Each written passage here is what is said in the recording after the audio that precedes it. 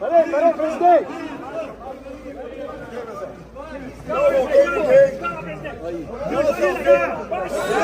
Que muitas vezes, quando a gente traz a opinião de um jurista, né, algumas pessoas vão dizer assim, vocês estão trazendo a opinião de um professor, de uma pessoa que não entende nada, que acha que entende. Então eu gostaria de destacar a opinião do ex-ministro Marco Aurélio de Mello, ex-ministro do STF, considerado o ministro do voto vencido, porque ele sempre tinha uma opinião diferente. Mas essa opinião diferente, geralmente, era porque ele considerava que estava se pautando numa decisão jurídica, numa lógica jurídica e não numa lógica política. E é o que o ministro Marco Aurélio, o ex-ministro Marco Aurélio, vem afirmando o tempo todo. Olha, o que está acontecendo no STF são absurdos jurídicos, leitura do Marco Aurélio de Mello, tá?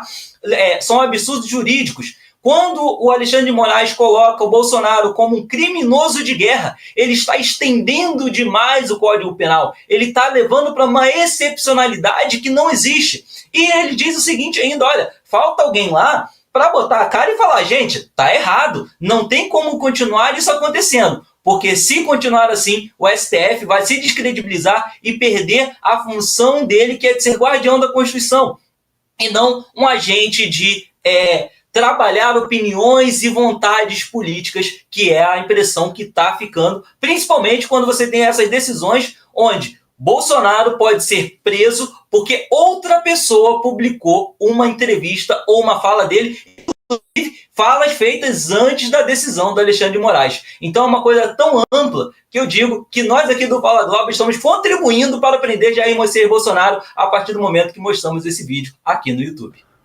Júlio, eu queria te fazer uma pergunta, partindo aí de uma fala do Miqueias sobre o Supremo Tribunal Federal, né? Já não está tão convergente como estava antes. Miqueias citou ali o Fux, decisões que começam a aparecer e que começam a bater um pouco de frente com Alexandre de Moraes, acho que a gente pode colocar assim. Uma medida, né? Uma decisão que aparece na mídia, em que as pessoas começam a se interessar. Eu vi muita gente perguntando, mas o Fux não era um cara à esquerdinha? Não estou entendendo. Por que ele está sendo contra o Alexandre de Moraes?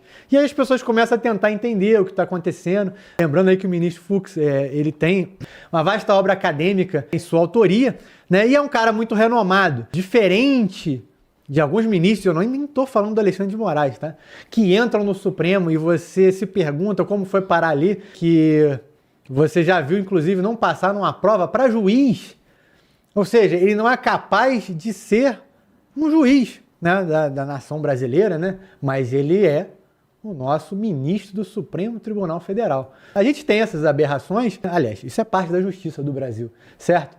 Mas agora a gente tem, né, um pouco de embate, Júlio, né, com relação ao STF. O que você acha sobre tudo isso, Júlio? E se você acha que pode estar nascendo aí um movimento de alguém querendo, né, sair desse barco, achando que de repente, eu já vou falar do Trump, né? Achando que de repente os ataques do Donald Trump, né, que estão levando a tudo isso, pode agora aparecer com mais efeito do que antes, né? E se agora é uma hora de começar a deixar uma saída, né? Se o Alexandre cair, se essa guerra contra o Bolsonaro não der certo, pelo menos já tem portas para sair dessa enrascada. O que você acha, Júlio? Bem, Eric, a polarização ela vem sendo mostrada não é de hoje. A polarização ela vem sendo mostrada tanto por os integrantes do governo, sejam eles ministros, congressistas, e a polarização é o tema da pauta neste momento. E o que é mais interessante, que essa polarização, nesses últimos momentos, e com essa matéria da colocação da tornozeleira eletrônica no ex-presidente, mostra que está próximo ao ponto de ruptura. Então, o ministro ele tem toda a sua autoridade de fazer os documentos do que ele pode fazer. Mas agora nós estamos entrando num momento que a ampulheta foi virada, é o que me parece. E quando você vira a ampulheta, estamos no momento final de cair os últimos grãos de areia.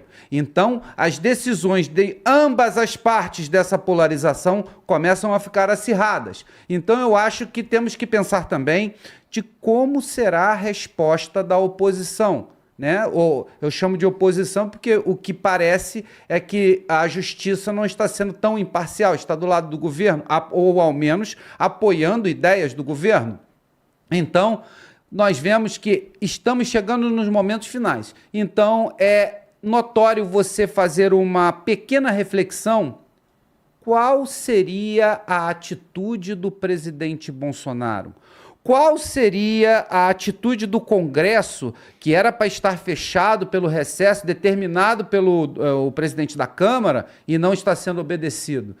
Bem, sinto o cheiro de alguma coisa diferente e no momento certo, quando os últimos grãos caem da ampulheta, o relógio, o cronômetro está acabando o tempo e quando esse tempo chega perto de terminar, que é o momento zero, decisões importantes vão ser tomadas e eu acho que se deve pelo menos refletir como vai agir o presidente Bolsonaro e a oposição, porque, ao que parece, ele não vai parar com as suas atitudes.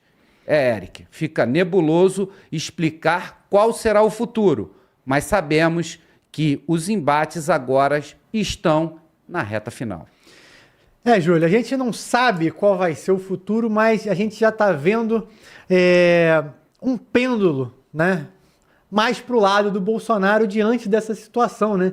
Eu vejo muita gente que está vendo essa situação, né, e lembrando tudo que está acontecendo com o governo Lula no Brasil, uma série de medidas, né, atabalhoadas que o nosso presidente atual faz, né, para não usar nenhuma expressão mais ofensiva do que isso, né, e a gente, diante disso, né, vê um Bolsonaro onde muita gente, que às vezes estava até com ele um pouco esquecido, olha para isso e fala, porra, é justo o que o cara está passando?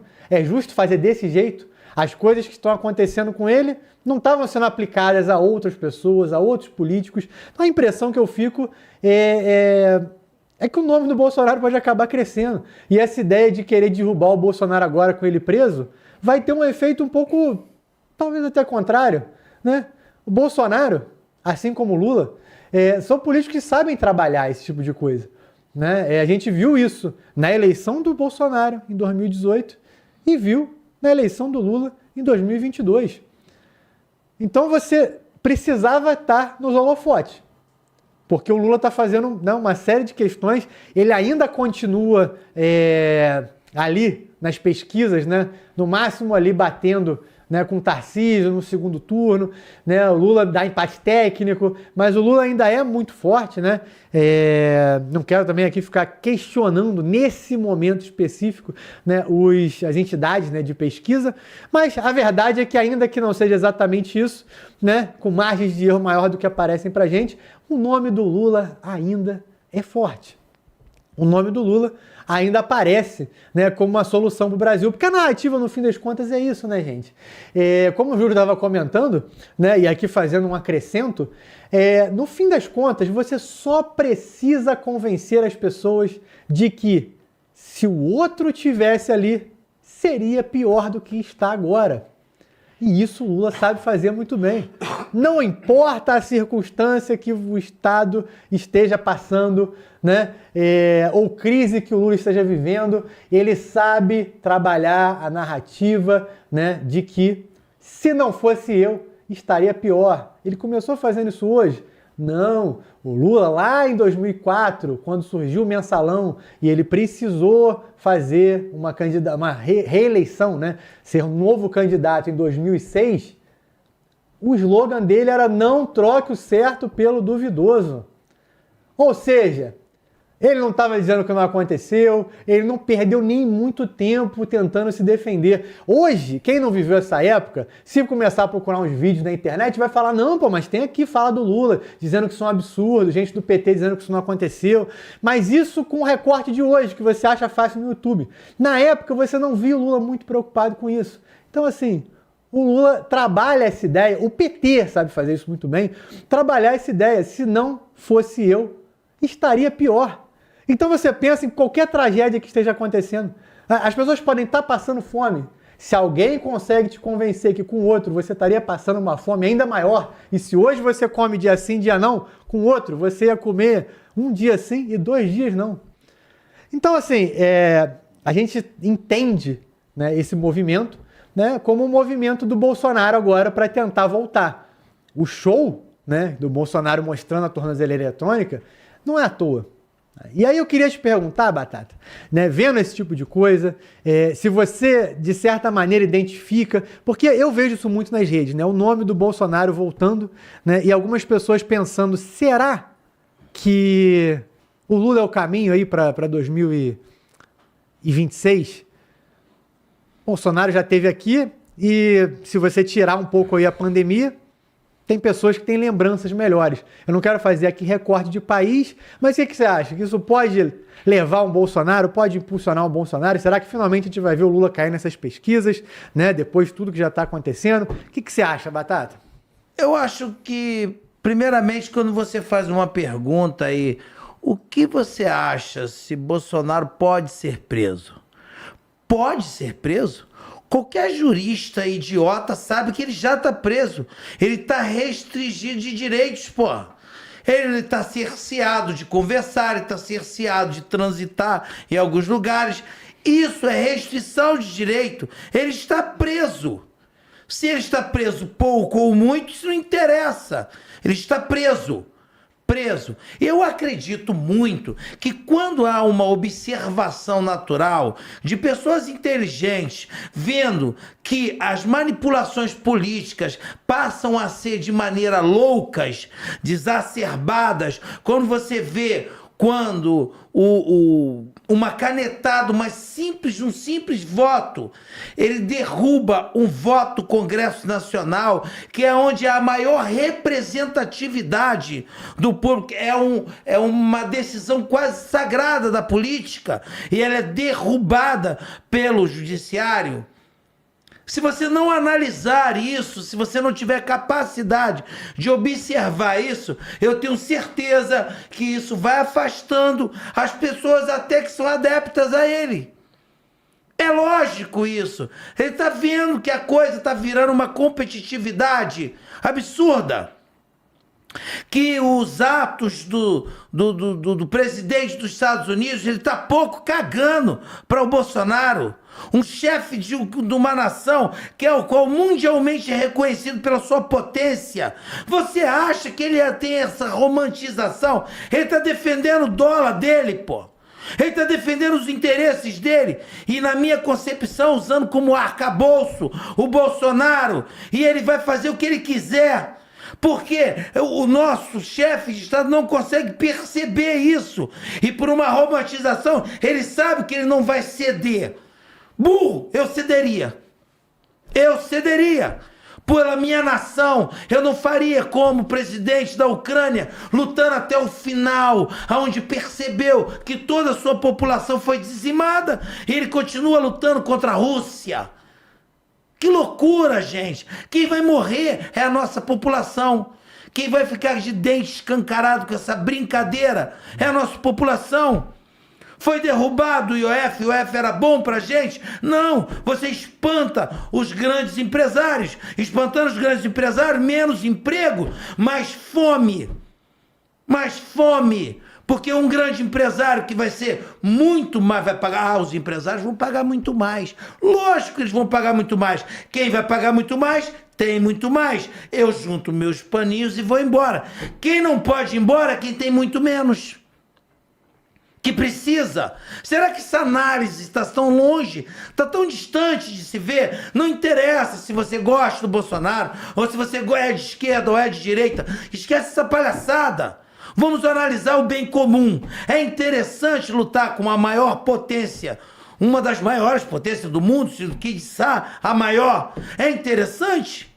Não sei. Eu não vejo interesse nisso. Eu não vejo vantagem nenhuma nisso. Não interessa. Ah, mas aí eu não quero. Pô, pelo amor de Deus, gente. Pelo amor de Deus, vamos dar um pingo de inteligência aí. Um pingo de bom senso. Só isso que eu peço. Um bom senso. O bom senso tem que ser a razão das coisas. O senso comum, a vantagem do senso comum, o bem da maioria. E isso não é o bem da maioria, gente. Não é. Perfeito, Batata. Você colocou um ponto aí sobre essa questão, né, dos Estados Unidos e até fez uma comparação ali com a guerra da Ucrânia, né? Que me faz refletir o seguinte. E entrando aqui no tema sobre a parte do Eduardo, né, sobre o ponto em que ele foi para os Estados Unidos para combater o Eduardo. O Eduardo foi aos Estados Unidos para combater, né, seja o Alexandre de Moraes, o STF e quem ele considera os inimigos, né, do Jair Bolsonaro. E é curioso ver, né, partindo dessa sua linha de raciocínio, como que isso está sendo construído hoje, né? A gente vê o Eduardo, quando foi para lá, teve, né, uma onda da mídia dizendo ele só está indo para fugir. Eduardo Bolsonaro está indo para lá para ficar, enfim, curtindo a vida, enquanto as pessoas estão aqui sofrendo, enquanto o Brasil está sofrendo, e nada disso vai acontecer. Tem até um jornalista, algumas pessoas vão saber quem é, não estou aqui para ficar atacando ninguém, e que disse o seguinte: Eduardo Bolsonaro é um inseto, né? E assim ele será nos Estados Unidos. Não vai causar, e aí eu não lembro, né, que doença que ele usou como referência, né, mas que, enfim, não causava nem uma gripe lá fora. Esse mesmo repórter já tem um meme no Twitter, né, que mostra, né, a fala de um momento e a outra fala embaixo. Agora vem dizer que o Eduardo Bolsonaro deveria ser tratado como o maior inimigo da nação brasileira nesse momento. Quer dizer, o camarada não era relevante, o camarada era um inseto. E eu não estou aqui, gente, querendo fazer defesa do Eduardo Bolsonaro, não. Mas é para a gente tentar enxergar como que isso vai impactar nesse xadrez político. Agora o Eduardo Bolsonaro deveria estar preso. Agora a taxação do Trump, agora tudo isso que está acontecendo é culpa do Eduardo Bolsonaro. Bom, que ele tem o dedo dele, não temos dúvida. O Trump, diferente, né, de antes, quando ele não citava o nome do Bolsonaro, ou citava brevemente, ele fez uma carta para os ministros, ele fez uma carta para o Lula, ele fez uma carta para o Brasil, dizendo para parar com a perseguição política. Citando o Bolsonaro, ele falou do Bolsonaro mais de uma vez. Seja lá qual for o motivo pelo qual o Trump está fazendo isso, ele abraçou essa narrativa. Antes, se era complexo de vira-lata, achar que os Estados Unidos vai fazer alguma coisa, vai ajudar o Brasil, a gente viu, né, uma outra coisa acontecer. A gente viu, e eu confesso que eu também não esperava, eu não tenho porque, nem tive por que falar mal do Eduardo Bolsonaro na época, mas eu também não achei que ele ia chegar nesse ponto, né, de conseguir esse apoio. E a gente volta, né, puxando o ponto que eu estava comentando sobre o Lula, ter esse discurso de que pior se o outro tivesse eleito, a gente começa a pensar nisso nesse cenário atual. Eduardo Bolsonaro está conseguindo levar a pauta dele adiante. Cada vez que alguém no Brasil faz um movimento, aperta o cerco contra o Bolsonaro, o cerco é apertado lá nos Estados Unidos. Aí a esquerda vem e diz: eles não são patriotas, eles estão destruindo o Brasil. Quem é patriota de verdade não faz isso. Só que isso é dito desconsiderando que as pessoas que votaram no Eduardo Bolsonaro, no Jair Messias Bolsonaro, enfim, no Flávio também, no como é que é o nome do outro, gente? Até me esqueci agora. O Carlos Bolsonaro, né, aqui do Rio de Janeiro, vereador. Eles tinham uma expectativa. Pergunta para essas pessoas que votaram, né, na família Bolsonaro se eles discordam do que o Eduardo está fazendo. Por quê? Porque eles entendem que do jeito que está pior. E aí pegam uma fala do Eduardo Bolsonaro de que pode estar tudo em terra arrasada, mas pelo menos estaremos vingados. Aí diz que ele não é um patriota de verdade. Bom, as pessoas que votaram no Eduardo Bolsonaro preferem que isso aconteça do que as coisas caminharem como estão caminhando agora. Se isso, no fim, levar aí a um impeachment de 1, 2 ou 3 ministros, é isso que essas pessoas querem. E não é isso a democracia? Miquéis, queria te fazer uma pergunta aí sobre isso. Cada movimento tem uma reação, né? Cada ação tem uma reação. Bolsonaro preso amanhã, ou hoje, se ele já estiver preso, né, quando você está vendo esse corte. Bolsonaro preso hoje. Trump, qual pode ser o próximo passo do Trump? Qual é a busca do Eduardo Bolsonaro agora se o Trump estiver preso? E aqui no Brasil, né, os congressistas no Senado e Câmara, vão pressionar para que tenha aí o impeachment do Alexandre de Moraes? Você acha que eles vão se movimentar nesse sentido? Fala pra gente, Miquel. Ô, Eric, a confusão tá cada vez pior, tá? O Trump tá realmente comprando essa briga de defender a família do Bolsonaro e defender o que ele considera uma ameaça à democracia do Brasil. Um fato interessante que tá pouco sendo falado aí é o seguinte: vários ministros do STF e o Procurador-Geral da República tiveram seus vistos cancelados, não só os seus, como os de seus familiares. Dentro do STF, alguns ministros não tiveram os seus vistos cancelados. Dentre eles, o Luiz Fux, que agora é um voto de diferença. Ou seja, pode-se inferir daí que a atuação do Trump contra alguns ministros e não contra outros faz com que aqueles que ainda não tiveram vistos cancelados pensem assim: olha, eu vou com mais cautela nessa situação. Eu não vou entrar nessa concordância automática que Flávio Dino, Zanin, Carmen Lúcia têm com Alexandre de Moraes. E aí a gente vê essa postura do Fux um pouco mais cauteloso sobre o tipo de aplicação de sanção. Nós vemos também que, enquanto existe uma procura, uma caça às bruxas com relação a alguns jornalistas, a alguns influenciadores que estão inclusive fora do país, como Oswaldo Eustáquio, que o STF pediu a extradição dele da Espanha para o Brasil, e a Espanha falou: olha, não vejo crime nele, vocês estão colocando um crime de opinião, isso é documento oficial da justiça espanhola. Nós temos que o Trump ofereceu visto ao Oswaldo Eustáquio, que estava lá na Europa. Então, o Trump corta visto de quem está, segundo ele, censurando a democracia no Brasil e oferece maior liberdade para aqueles que estão sendo perseguidos pelos tais censores brasileiros, onde figura a imagem ali do Alexandre de Moraes como peça central nisso tudo.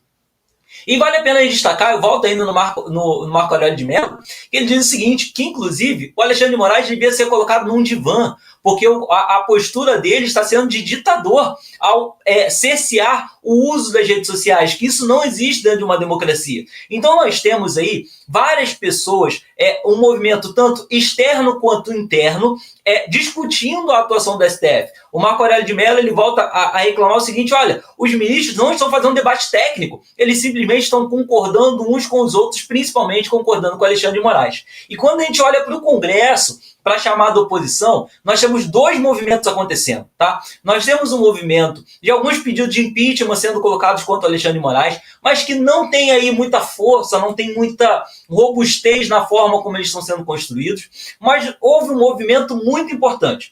O Hugo Mota simplesmente proibiu as sessões que seriam feitas pelas comissões para discutir a questão do Bolsonaro. Sessões essas que serão feitas por aliados, por apoiadores, deputados da base do Bolsonaro, ele proibiu. Os deputados respeitaram essa decisão do Hugo Mota e o que o Hugo Mota fez? Mandou desligar os ar-condicionados do Congresso para tornar inviável a permanência dos deputados lá dentro para discutir como agir com relação à questão do Bolsonaro. E vale a pena destacar também que, mais uma vez, está na pauta a greve dos caminhoneiros. Existem lideranças dos caminhoneiros que ainda acreditam na presidência de Jair Messias Bolsonaro, que estão se preparando para ir causar uma possível greve, uma paralisação, principalmente no que diz respeito à distribuição de combustível nos postos de gasolina. Então o Brasil ele tende a uma convulsão social, não só uma convulsão no campo político, ali no Congresso, tendo esse atrito agora entre congressistas e o presidente da Câmara. Nós temos uma convulsão também na questão diplomática, inclusive com muitas convocações e ali já uma predisposição a deputados exigirem a queda do ministro das Relações Exteriores por falha na diplomacia brasileira. E nós temos agora também essa possível convulsão interna direcionada ali pelos caminhoneiros. Enquanto isso, volto naquela sua fala sobre o Lula tem feito um esforço muito grande no chamado gabinete do amor. Enquanto acusavam o Bolsonaro de ter um gabinete do ódio, o PT criou oficialmente o gabinete do amor, tem site e tudo, para que influenciadores, jornalistas e outras pessoas que têm aí espaço na mídia vão lá pegar informações e replicar através de suas redes sociais o discurso do governo. E isso resulta em o governo parecendo estar saindo melhor nessa situação, se saindo de vítima, mas o que nós temos é literalmente uma compra de influenciadores e um discurso casado. Falta aí uma discussão técnica e um pensamento dos influenciadores que defendem o governo. Eles estão literalmente indo num site do PT, pegando informações e replicando aquilo porque é o que o governo quer.